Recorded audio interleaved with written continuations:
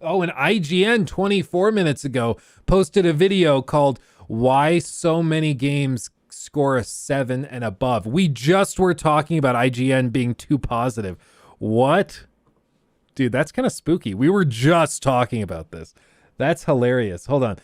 I want to hear what their explanation is. My prediction is that they're going to say most games that they choose to review and that they cover on the major platforms are expected to be good, and they're from reputable studios. So they tend to be good, usually.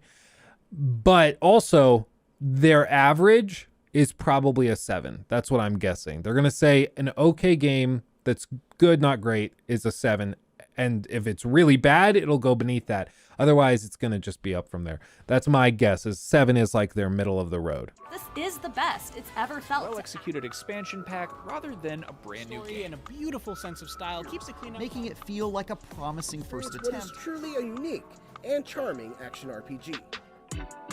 Why is it that the big name stuff rarely seems to score below a 7? A satisfying RPG to plunder your way through. There are a few reasons for this, and none of them have anything to do with a reluctance to give low scores when we think they're warranted. Oh, dude, look at that. That's got to be a 0. That's got to be base PS4 performance, because look at how pixelated the dust is. There are a few reasons for this, and none of them... Ugh, man, Cyberpunk at launch was something else. It was something else. Anything to do with a reluctance to give low scores when we think they're warranted. It just doesn't work here. The reality is, there are simply far too many things coming out every day to review them all. Most are underwhelming or clearly bad, and go completely unnoticed by the vast majority of people. It's the fundamentally flawed choices behind that mediocrity that take Balan Wonderworld from bland to outright bad. Some are middle of the road and generally worthwhile, and the story missions are exciting more often than not. And just a few are heavily marketed, highly anticipated events. It delivers an enriching show for fans of the PlayStation hit, while also managing to stay welcomely thrilling to newcomers. It really is so good. Dear God, The Last of Us show, they keep outdoing themselves. First of all are the surprise hit gems that come out of nowhere and are all but impossible to predict. Apex Legends makes squad-based battle royale work better than thought possible, even when playing with a randomly matched team. Yeah, and people forget, Apex also came out of nowhere. You guys remember when Apex dropped in like early, I think it was February 2019 it was, and they just like shadow dropped it. Nobody knew it was coming, and then it was really good. And it's the same thing with Hi-Fi Rush. Like, I think more companies should do that. I really think that the new meta should be just totally surprising out of nowhere game releases. Given that IGN can only handle so many reviews at once, and we generally review around 1,000 I still haven't seen Avatar. I need to do that. Things per year across all categories, we have to pick and choose which to review and which to let sail by. When it's not obvious that something is a big deal, like a Grand Theft Auto or an Avengers movie or a Game of Thrones highly anticipated series here at the IGN offices, we use metrics like traffic on IGN for news, trailers, and previews to see what the wider audience is interested in. We also use publicly available tools like Google Trends and YouTube. Did a lot of people check out the trailer for a new movie? It's a safe bet they'll be interested to know more. As a whole, it's still a wildly good time that fans of the games in particular are sure to enjoy. Did just a few thousand check it out on YouTube? Maybe it's just not clicking with the IGN audience, and a review would suffer the same fate. That's all you really need to know. When most people aren't interested, but we are, we often take a chance on something we think is special and should be highlighted. That's when you'll see smaller things make it onto a review list. Pentiment's a great example. Like, I wanted to do, somebody asked me, like, would you do a review or a critique of Pentiment? And I would like to, but for me, I really don't think it would perform well. And we're at the point now where we have kind of a standard of performance on the main channel to live up to, so it's just tough. IGN's a channel that can, like, post a video with their millions of subs, and it can do 5,000 views. Like, they'll post videos that just do horribly. But then they also post videos that do 1 million in an hour, you know, so it's just all over the place. Whereas for me right now, I can't really justify that. It doesn't really work that way. Everyone thinks IGN is one person. I don't know what they think. Like, I think they just don't. I think if you poked and prodded, I don't think they would say that. But I do think that people don't understand how IGN functions as a review network. And also, it's something I've tried to explain to people, because how a lot of this stuff works is, like, for Elden Ring had the reviewer assigned to it based on their previous exposure and experience with games like Elden Ring. So when Elden Ring gets a 10, it's not a 10 for everybody. It's a 10 for people who have prior experience and exposure to that type of game, right? Same thing, like if Mario gets a 10, that's a 10 for people familiar with Mario games. If you know, some really obscure rhythm game gets a 10, that's a 10 for people who like obscure rhythm games. And when Pentiment gets a 10, that's a 10 for people who like these types of visual novel style games. They're just different. But people looked at like Elden Ring and they said, oh, got a 10. So it's a masterpiece, so I'm going to love it. Even though I've hated Dark Souls and Sekiro and Bloodborne, all those, I just don't like those kinds of games. They got a 10, so it's a masterpiece, so I should go try it. And then they end up not enjoying it. Like, you have to understand that the scores are not like definitive monolithic things where you can compare, oh, Red Dead got this score and then like, I don't know, Pentiment got this score. Does that mean that Pentiment is objectively better than maybe Red Dead 2 or GTA 5? No, doesn't mean that. Maybe for the particular fans of these genres, maybe, yeah, there's one better than the other. But it's all relative. It's all subjective at the end of the day. But I think that that's the main issue, is that people just don't understand that IGN is reviewing stuff for people who are interested in that type of game to begin with. You know? Maybe we should rate games based on others in their category on a scale from Saints Row to RDR2. It gets a GTA 3. I weirdly know exactly what you mean.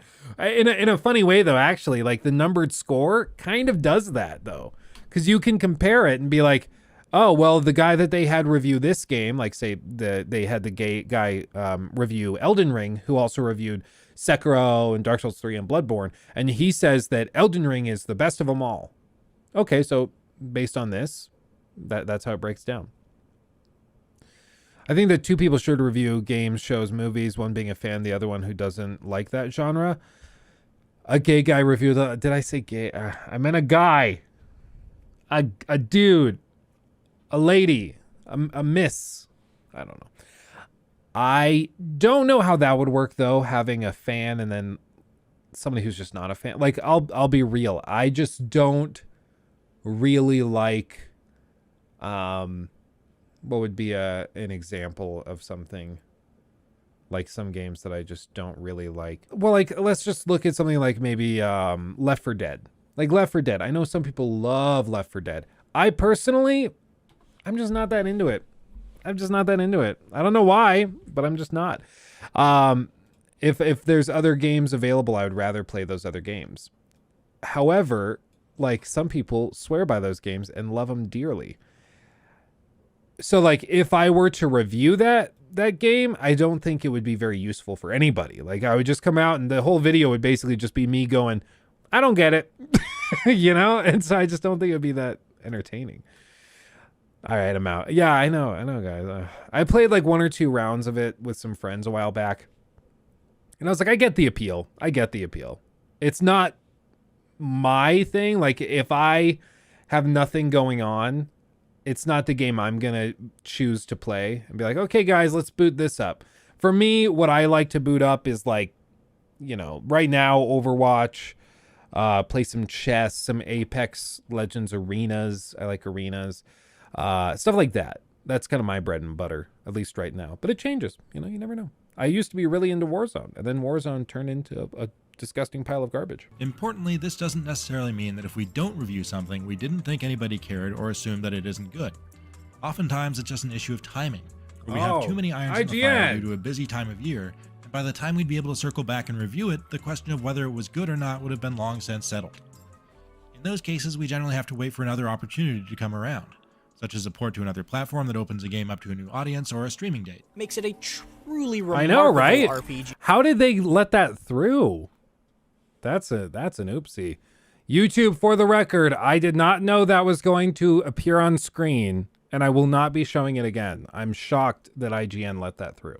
So why is it that the big name stuff rarely seems to score below a 7, which means good on IGN's review scale? It's ultimately more of a striking modern mimic than a scary new mutation. Simply put, if something doesn't at least look like it might be great, people didn't click on it or Google it, and we probably didn't review it as a result. But if it does look great enough to pique your interest, it usually ends up being at least okay. Combat is flashy and fun enough to entertain. And especially in the case of a big budget game, publishers have to be feeling pretty confident about them being reasonably well received for them to make it to the point of being released at all.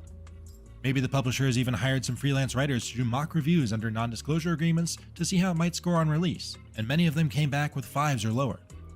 Most of the time, a publisher is going to cancel that game and pivot to a more promising project. When that happens, it never sees the light of day, much less gets reviewed.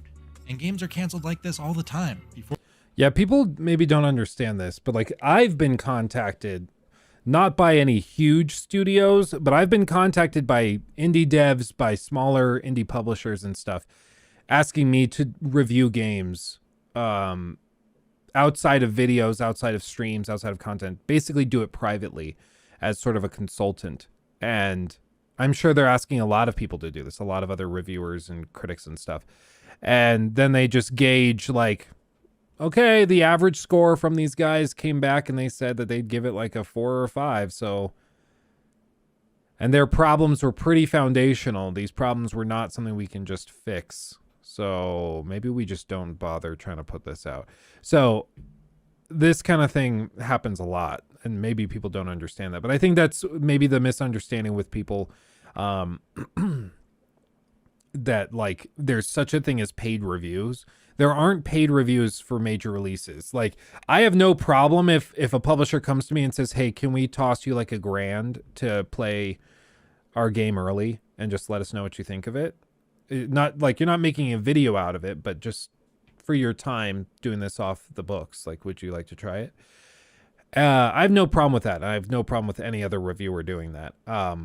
Because there's that, like, I'm still being honest to the devs. It helps the devs. It helps me. Everybody wins. But I think people might think that that type of thing happens with major game releases, and that's just not true. That just doesn't happen. I've never seen anything happen with a paid quote unquote review. If anything, people are paid with access, so people don't want to review something poorly so that they keep access. But like even like the freaking DualSense Edge controller, PlayStation sent that to me. It's a $200 controller, and I think it's one of the stupidest things on the market. I think it's freaking dumb. I hate that thing. Like I actively prefer to play with the cheaper starter controllers. I hate that thing so much. And like I say that because that's what I think. And now if they cut me from the list of stuff that, you know, now I'm not going to get PlayStation codes or products or anything, so be it.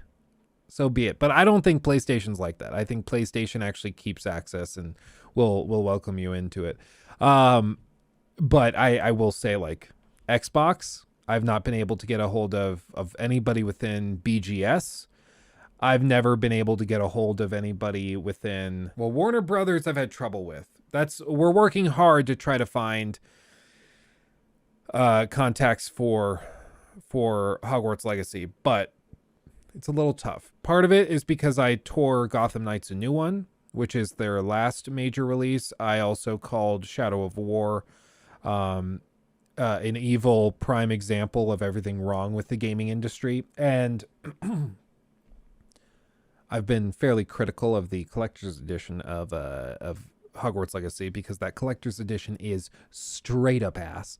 And like, what's funny is that collector's edition, I have talked to like a lot of these Hogwarts Legacy content creators. All they do is make videos for Hogwarts Legacy. That's all they do.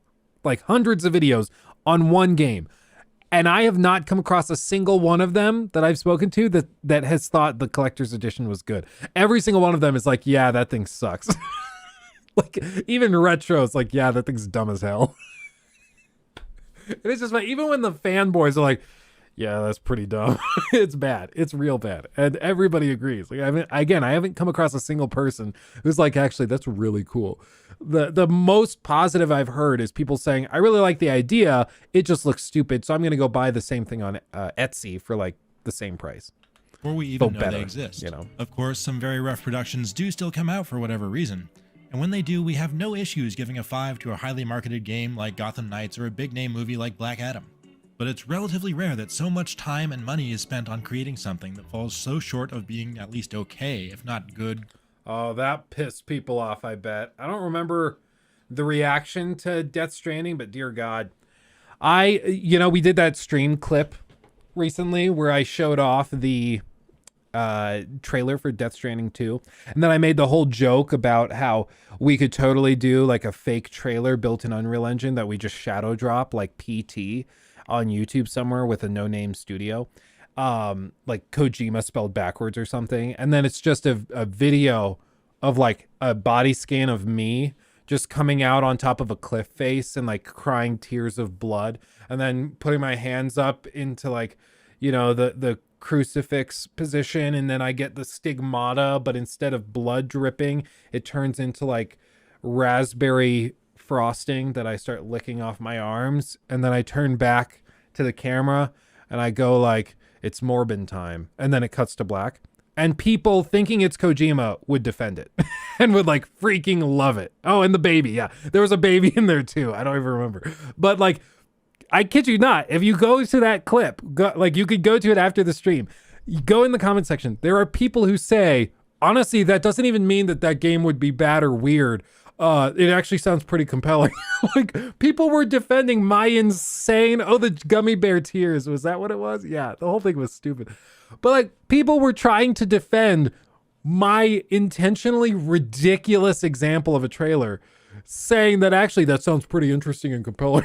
I was like, no, if that's the standard, like I'm trying to make something ridiculous and you are so desperate to defend Kojima that even in a hypothetical where I'm going to try to make fun of him by doing the most insane, stupid thing I can, you're still like, actually, that sounds pretty cool. I'm like, you know what? I need to start making games where I just do that insane stuff. And, you know, the Kojima fanboys will buy it anyways. You know, it's hilarious to me. Great or even amazing. And that's why the great majority of our reviews end up on the top half of the scale. When it comes to the big events, they're usually safe bets. And in most cases, the question isn't if they'll be good, but how good they'll be. Worthy thief's end, indeed. And really, if we have to choose, we'd much rather be telling you about something that you should experience rather than something we think you shouldn't. You should not play this game, and I wish that I hadn't. That's just more fun for everybody. A painfully thin sense of progression, lackluster combat. He was a one-dimensional whack-a-mole title with some clever ideas that never really come together. Thanks for watching. Be sure to stick around and check out some of the latest IGN reviews. And I'm excited to see how it develops. Yeah, no, and I think that that's generally fair. I do think it's stupid when people point to major releases and are like, oh my God, IGN, none of these guys are coming and giving them low scores. But I mean, they were never going to give it a bad score. Like a bad score. He took my thing.